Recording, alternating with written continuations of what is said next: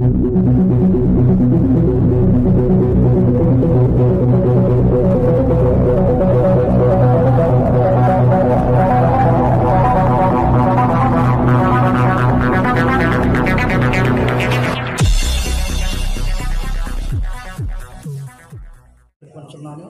నిన్న జరిగిన కార్యక్రమం విద్యుత్ ఛార్జీలు పెంచారు అని ఏదో ఒక విధంగా రోడ్డు ఎక్కాలనే ఆలోచనతో తప్ప అది కరెక్ట్ ఆలోచన కాదని రామకృష్ణారెడ్డి గారికి కూడా తెలుసు.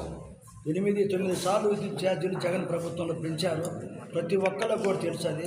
అయినా నిన్న వాళ్ళు ర్యాలీ జరుపుకున్నారంటే రామకృష్ణారెడ్డి సైతం వచ్చిన వాళ్ళు ఒక 300 మంది 400 మంది అయినా మొదటగా మా బ్రహ్మారెడ్డి అన్నగారికి దండం పెట్టుకోవాలి. ఆయన కానీ సైలెంట్గా ఉండకపోతే వాళ్ళు 300 మంది కాదు 1000 మంది వచ్చినా ర్యాలీ చేయగలరా? గతంలో చూస్తే గుంటూరు నుంచి సంతకాలు పెట్టడానికి మాచల స్టేషన్కి వస్తుంటే సీఏ గారు ఆదే వాట్లు ఎక్కడ, పోలీస్ స్టేషన్ ఎక్కడ, చెట్టు కింద రైలు గేటు కాడ ఎక్కడ తెలుగుదేశం పార్టీ నాయకులు కార్యకర్తలు నిలబడి ఎంటబడి కొట్టారు. అది మీ మీడియా వాళ్ళకు తెలుసు, పత్రికా విలేకరులకు తెలుసు, అందరూ గమనిస్తూనే ఉన్నారు. అయినా నిన్న ఒక్కరినైనా మరి మా నాయకుడు పోలీసులు చెప్పి కానీ వాళ్ళని చల్లా చెదురు చేయటం కానీ ఏమీ లేదు.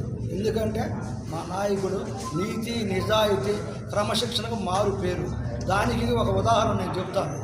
నిప్పుకి చెదులు పట్టదు అనేది ఎంత నిజమో, జోలకంటి పులిబిడ్డ జోలకంటి బ్రహ్మారెడ్డి గారు తప్పు చేయడు అనేది అంత నిజం.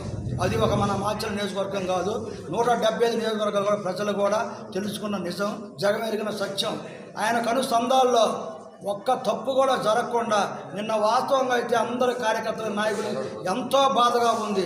వాళ్ళు రోడ్డు ఎక్కి వీళ్ళేసి గోల్ చేస్తున్నారు.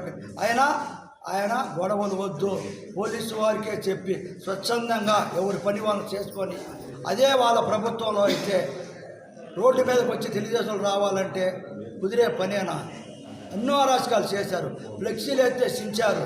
ఇలా వాళ్ళు స్వచ్ఛందంగా వచ్చి వాళ్ళ ఊళ్ళో వాళ్ళు వెళ్ళారంటే అది బ్రహ్మారెడ్డి గారు పెట్టిన భిక్ష వాళ్ళకి.